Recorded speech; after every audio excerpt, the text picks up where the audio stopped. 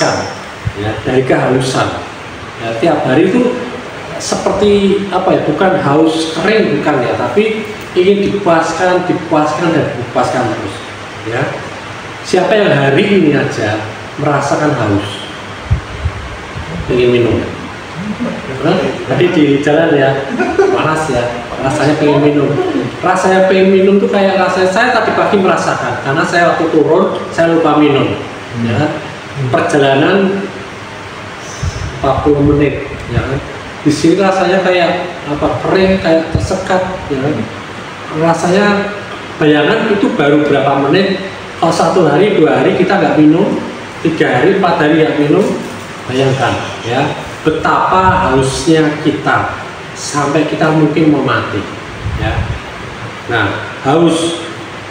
Nah, Yohanes 4 ayat 13 ya, dan 14. Yohanes 4 ayat 13 dan 14 aku bacakan.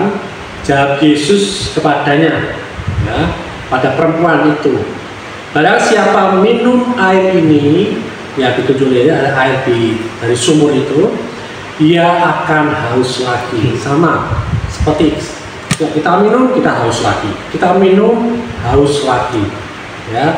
Ayat 14, tetapi barang siapa minum air yang akan kuberikan kepadanya, ia tidak akan haus untuk selama-lamanya. Sebaliknya, air yang kuberikan kepadanya akan menjadi mata air di dalam dirinya, yang terus-menerus memancar sampai pada hidup yang kekal. Amin. Ya. Ketika kita diberikan air minum oleh Tuhan, dikatakan apa? Tidak akan haus untuk selama-lamanya. Benar nggak ini? Ya, melainkan air yang akan kuberikan kepadanya akan menjadi mata air di dalam dirinya. Jadi ketika kita dikasih air oleh Yesus, kita minum dari Dia, air itu berubah menjadi mata air dalam hidup kita ya, yang terus-menerus memancar sampai kepada hidup yang kekal. Artinya apa? Mata air itu kenapa harus ditaruh, dimunculkan dalam hidup kita? Supaya apa? Supaya kita minum terus, nggak pernah haus.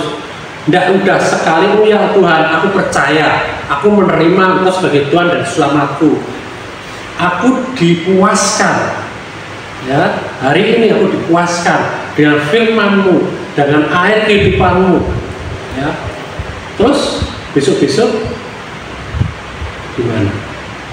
Kalau kita sekali aja, hari ini aja terima yang terbaik kepada Tuhan, terima mata air itu, dan kita tidak pernah minum lagi dari mata air itu, kita pasti akan haus lagi ya. Jadi Yesus di sini melukiskan gambaran yang sangat indah tentang keselamatan dalam bagian ini ya. Keselamatan yang Yesus bawa bagaikan mata air artetis yang tidak pernah dipompa, nggak pernah dipompa ya. Mata air itu terus mengalir mata airnya, tidak perlu dipompa, tidak perlu pakai pompa yang mahal, itu terus membuah-buah ya. Tapi sayangnya, nah ini sayangnya ya kan, tidak semua pengalaman orang Kristen sesuai dengan gambaran Yesus ini ketika dia diselamatkan ya. Banyak orang lebih mirip dengan pompa tua yang harus terus dipompa. Pernah nggak punya pompa yang itu kayak ya itu ya? Saya dulu sering punya pompa itu, saya sambil fitness, sambil olahraga, ya kan?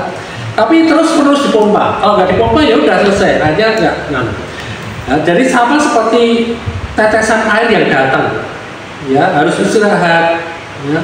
Mereka kehilangan masa-masa keemasan mereka. Ya, setelah mereka mengalami keselamatan, mereka dipulihkan, mereka merasa hidup baru, rohani mereka dibangkitkan. Tapi tiba-tiba mereka merasakan hidup mereka membosankan, gitu-gitu aja. Padahal masih ke gereja, padahal masih baca firman, padahal masih mungkin masih memuji dan menyembah, tapi masih rasanya kering, ya. Sepertinya mereka harus mulai dari awal lagi, terus mulai dari awal lagi. Ya, nanti ketika merasakan jenuh lagi, ya, dari awal lagi. Namun Yesus berkata kita tidak akan pernah haus lagi di sini. Ya. Ini tidak berarti bahwa satu minuman saja sudah cukup untuk memuaskan kita selamanya. Ya seperti itu. Amin. Jika kita terus memanfaatkan air kehidupan ini setiap hari, kita akan terus-menerus disegarkan. Ya. Sumber kehidupannya memang ada di dalam hidup kita terus lama-lamanya. Tetapi kita harus meminumnya. Amin. Kita harus meminumnya. Yesus tidak pernah meninggalkan kita. Kita terus berhubungan dengan Dia. Kita terus mengambil aliran air itu dari kehidupan Dia. Ya.